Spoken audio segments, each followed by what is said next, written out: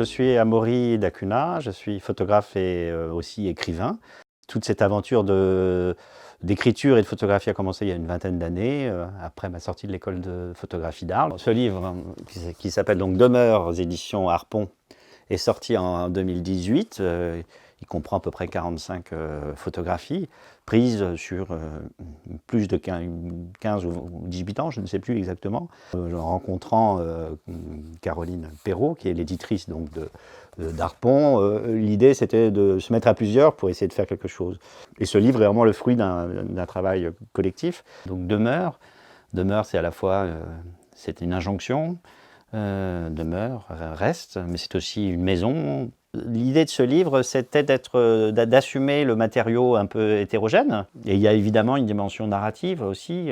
C'est comme s'il était question d'une histoire dont on aurait perdu le fil, en fait. Il resterait de cette histoire que des morceaux. C'est pour ça que dans ce livre, il n'y a pas réellement de début ni de fin. Parce qu'il est la question de l'errance, à la fois l'errance psychique, l'errance géographique, parce que tout était fait dans des endroits très différents et parfois très éloignés les uns des autres, fait aussi évidemment partie de ces images. Il y a de la Sicile, il y a de la Bretagne, il y a de l'Amérique, il y a des photos prises à Paris. On a demandé à une écrivaine qui est aussi mon éditrice aux éditions du Rouergue, qui s'appelle Sylvie Gracia, de s'emparer des photographies.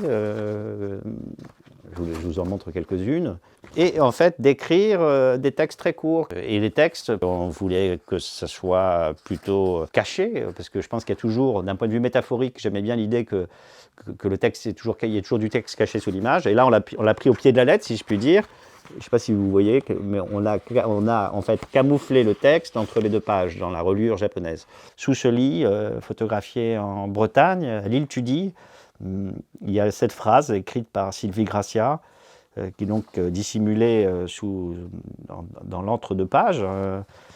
L'amour se dissimule sous les draps, ainsi que les fantômes. Donc sous chaque image, il y a un texte, libre au lecteur de le regarder ou de se contenter seulement des images.